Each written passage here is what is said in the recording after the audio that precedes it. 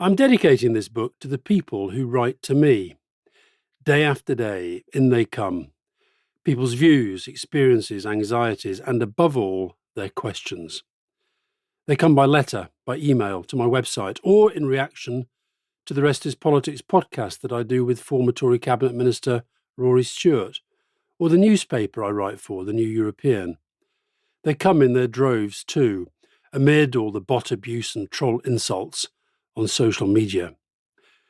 And if I had to boil down the essence of the questions to just one, it would be this: but what can I do?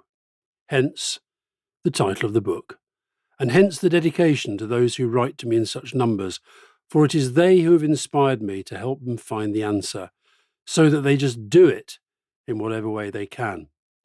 Because if we do not get new blood flowing into our politics, then I fear for the worst. A country already in decline could spiral further and further down.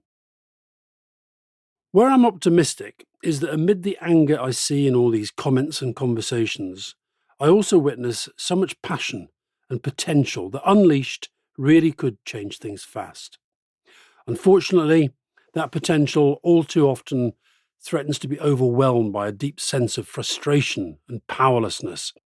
People feel powerless not just to fight for the changes they think we need, but powerless even to confront the barriers preventing them from trying.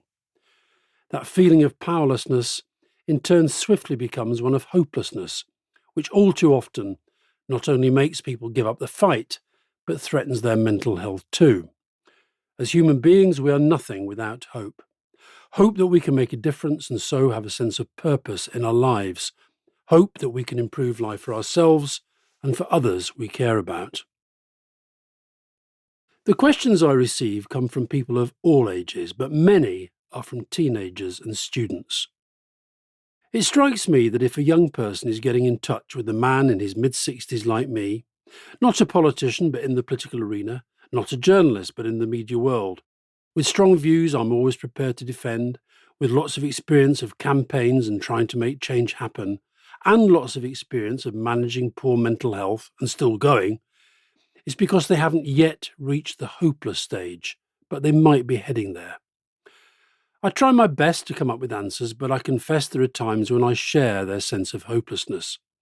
After all, I'm living in a world facing the existential threat of the climate crisis, and in a Britain defined by austerity, then the lies and failings of Brexit, then the mayhem of Boris Johnson's morally corrupted and corrupting leadership, then the economic chaos and incompetence unleashed by Liz Truss on a scale never before seen so early in a premiership. And now, with Rishi Sunak, the UK's fifth Tory Prime Minister in 6 not very good years.